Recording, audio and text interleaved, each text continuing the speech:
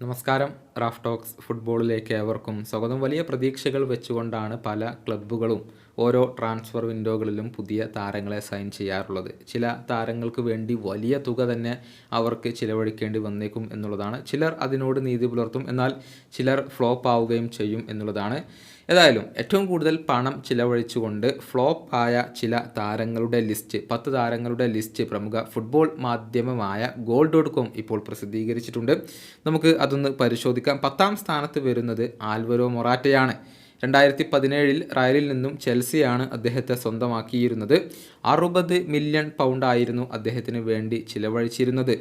എന്നാൽ അദ്ദേഹത്തിന് ചെൽസിയിൽ തിളങ്ങാൻ കഴിഞ്ഞില്ല എന്നുള്ളതാണ് യാഥാർത്ഥ്യം. പിന്നീട് അദ്ദേഹം അത്ലറ്റിക്കോ മാഡ്രിഡിലേക്ക് പോകുന്ന ഒരു കാഴ്ച നമ്മളെല്ലാവരും കണ്ടു എന്നുള്ളതാണ്.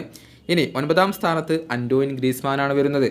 അത്ലറ്റിക്കോ മാഡ്രിഡിൽ നിന്നും FC ബാഴ്സലോണയായിരുന്നു 2019 ഈ ഒരു ഫ്രഞ്ച് സൂപ്പർ താരത്തെ സ്വന്തമാക്കിയത്. 100 മില്യൺ യൂറോ അദ്ദേഹത്തിന് വേണ്ടി ചിലവഴിച്ചിട്ടുണ്ട്. പക്ഷേ ഗ്രീസ്മാൻ ബാഴ്സയിൽ ഫ്ലോപ്പ് ആവുകയായിരുന്നു എന്നുള്ളതാണ്. അദ്ദേഹത്തിന് അവിടെ അഡാപ്റ്റ് ആവാൻ കഴിഞ്ഞില്ല. പ്രതീക്ഷിച്ച രൂപത്തിലുള്ള ഒരു പ്രകടനം പുറത്തെടുക്കാൻ കഴിഞ്ഞില്ല. ഇതോടുകൂടി അദ്ദേഹം അത്ലറ്റിക്കോയിലേക്ക് തന്നെ തിരിച്ചെത്തി. അത്ലറ്റിക്കോയിൽ മികച്ച പ്രകടനം അദ്ദേഹം നടത്തുന്നുണ്ട് എന്നുള്ളതാണ് വസ്തുത. അതുപോലെ തന്നെ Harry Maguire, Manchester United 2019 Leicester സിറ്റിയിൽ നിന്നും ഈ ഒരു സൂപ്പർ താരത്തെ സ്വന്തമാക്കിയിരുന്നത്. അദ്ദേഹത്തിന് വേണ്ടി 80 മില്യൺ പൗണ്ടായിരുന്നു അവർ ചിലവഴിച്ചിരുന്നത്. ഒരു റെക്കോർഡ് തുക തന്നെയായിരുന്നു ഒരു സെൻട്രൽ ബാക്കിനെ സംബന്ധിച്ചിടത്തോളം അത് ലഭിച്ചിരുന്നത്. പക്ഷേ അതിനോട് നീതി പുലർത്താൻ മഗ്വയർക്ക് കഴിഞ്ഞിട്ടില്ല. പലപ്പോഴും അദ്ദേഹം പരിഹാസപാത്രമാവുന്ന ഒരു കാഴ്ച നമ്മളെല്ലാവരും കണ്ടു എന്നുള്ളതാണ്. ചില സന്ദർഭങ്ങളിൽ അദ്ദേഹം മികച്ച പ്രകടനം നടത്താറുണ്ട്. പക്ഷേ ഈ ഒരു തുകയോട്, ട്രാൻസ്ഫർ ഫീയോട് അദ്ദേഹത്തിന് നീതി പുലർത്താൻ കഴിഞ്ഞിട്ടില്ല. അതുപോലെ തന്നെ 7ാം സ്ഥാനത്ത് വരുന്നത് നിക്കോളാസ് പെപ്പയാണ്. ആഴ്സണൽ 2019 ലില്ലിയിൽ നിന്നും ഈ ഒരു സൂപ്പർ താരത്തെ സ്വന്തമാക്കിയത്. ആഴ്സണലിൻ്റെ ചരിത്രത്തിലെ തന്നെ ഏറ്റവും മികച്ച, അല്ലെങ്കിൽ ഏറ്റവും കൂടുതൽ പണം ചിലവഴിച്ച സൈനിങ്ങുകളിൽ ഒന്നായിരുന്നു ഇത്.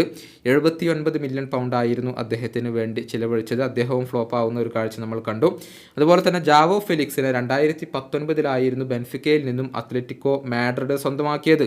അദ്ദേഹത്തിന് വേണ്ടി 126 മില്യൺ യൂറോ എന്ന വലിയ തുകയായിരുന്നു അത്ലറ്റിക്കോ ചിലവഴിച്ചിരുന്നത്. പക്ഷേ അദ്ദേഹത്തിന് അവിടെ തിളങ്ങാൻ കഴിഞ്ഞില്ല എന്നുള്ളത് മാത്രമല്ല, പരിശീലകൻ ഡിയഗോ സിമിയോണിയുമായി പ്രശ്നങ്ങൾ ഉണ്ടാവുകയും ചെയ്തു. ഇപ്പോൾ അദ്ദേഹം ചെൽസിയിലേക്ക് പോയിരിക്കുകയാണ്.